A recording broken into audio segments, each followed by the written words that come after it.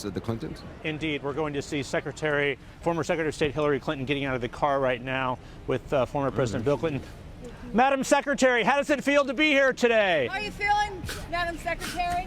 Oh boy. Mr. President, how are you feeling?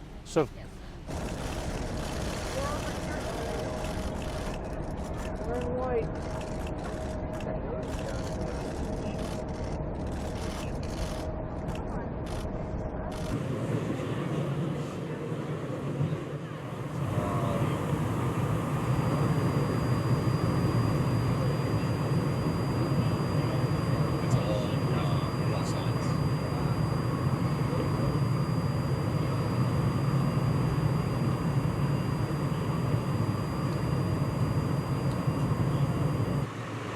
This time, the president ushers him in to the limo for that last ride. As we also see, and what a picture this is, there is former President Bill Clinton, former Secretary of State Hillary Clinton coming in.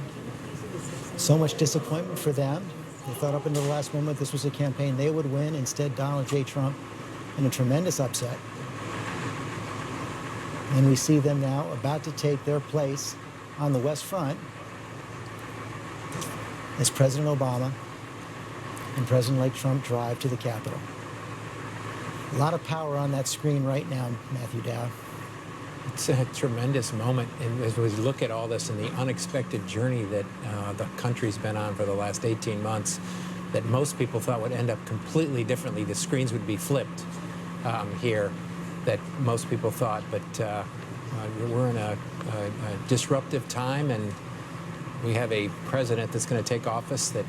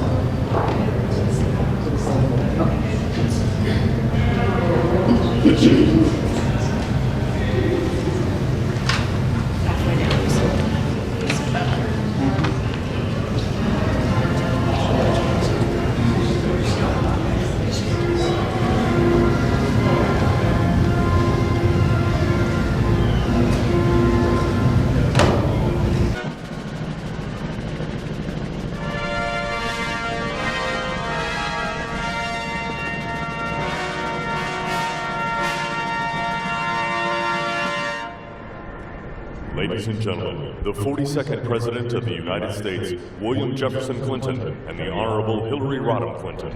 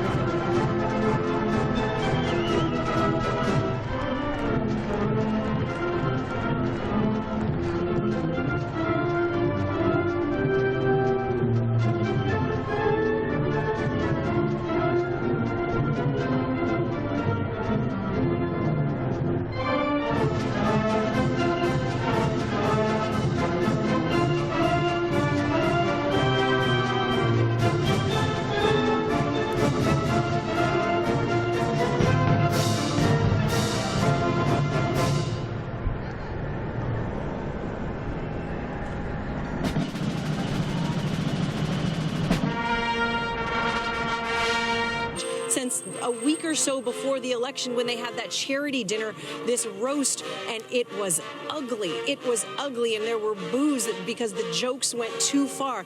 These are two people. You'll remember that photo of the Clintons at the Trump wedding. They had been past friends, at least in social circles, and they became bitter political rivals. That this rivalry, this disgust, this dislike that was on a personal level over the course of this campaign. And here she is, that smile that I've got to say is not a genuine smile that I've seen from Hillary Clinton in the formats that she loves, with voters and children and shaking hands. That's not that smile of a woman who's happy to be here right now. No, she was just smiling up at someone coming in. I wonder who that was. Maybe we'll be able to find it out in a moment. There it is. George W. Bush and Laura Bush walking in as well.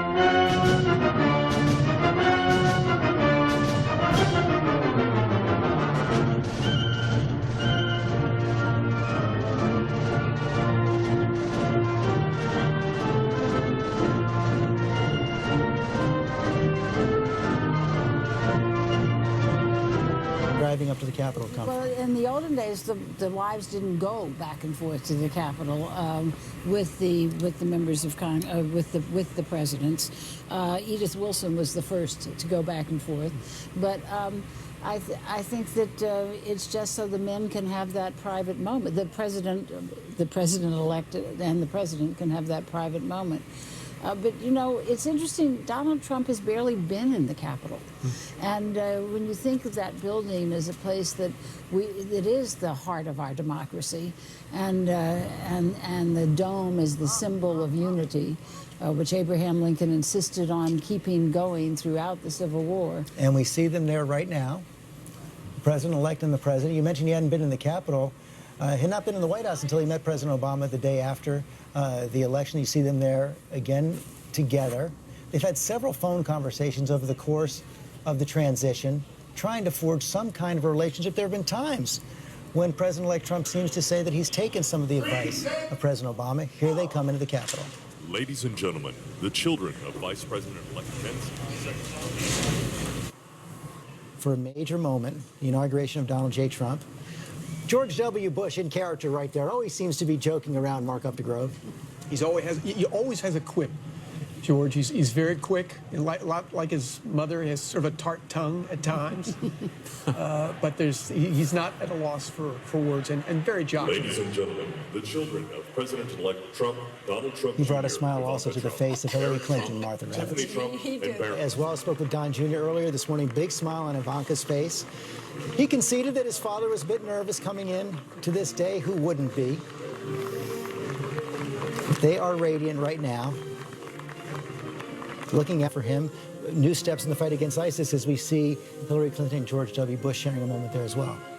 He wants new plans for the fight against ISIS, but he has the families in the White House. As Koki was saying, we've had other moments in history. The Roosevelt sons played key roles as well. Without question, the family become servants for the president. They become. George W. Bush talked to me about the role that he played for his father. You mentioned that earlier, and he learned about. And there we see former President Bill Clinton, Hillary Clinton, They've lightened up since they... President Bush up there. There he is again. And I'm thinking, we've been talking a lot about Russia with President-elect Trump. President Bush did a portrait of Putin. The First Lady, Mrs. Michelle Obama, and the White You're obviously written about a lot of first ladies. Some people talked about Michelle Obama.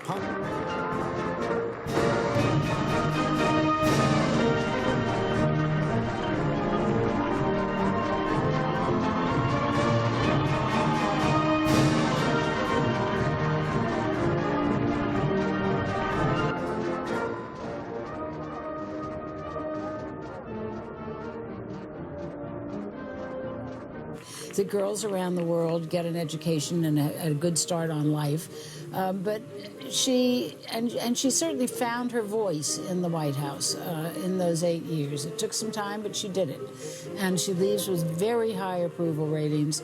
And I think we'll see more of her, but she will not run. And one thing she shares with the incoming First Lady Melania, when she first got to the White House, said her top priority was making sure the girls were settled, the girls were raised correctly. She actually went quiet for some time. Melania expected to do something very, very similar. She's going to stay home in New York until Barron at least finishes this school year. And there we see Dr. Biden, Dr. Joe Biden, as well with the First Lady, President Clinton. Only 2 men left to come out. George, I just want to finish this story about the Putin portrait. George Bush showed that to me on his iPhone before it was released to the public. Smile. 44th President of the United States considers his accomplishments.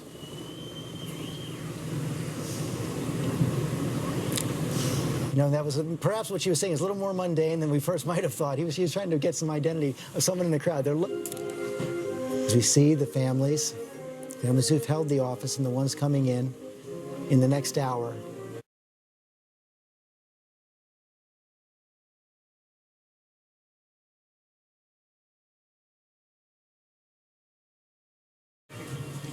Ladies and gentlemen, the President of the United States, the Honorable Barack H. Obama, and the Vice President Joseph R. Biden, escorted by Senate Democratic Secretary Gary Myrick, Senate Democratic Leader and Rules Committee Ranking Member Charles E. Schumer, and House Democratic Leader Nancy Pelosi. And for the last time, Hail to the Chief played for Barack Obama.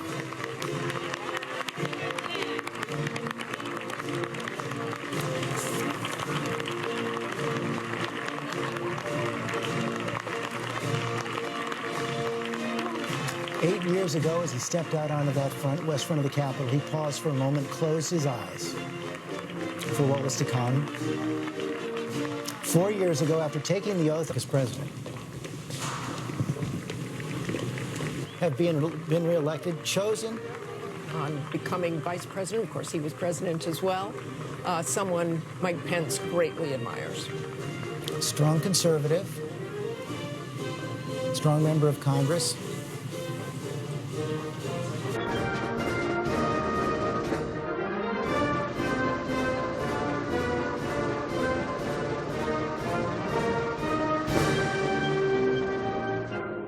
After 4 years of civil war, Lincoln's second inaugural speech tried to find reason for the continued war.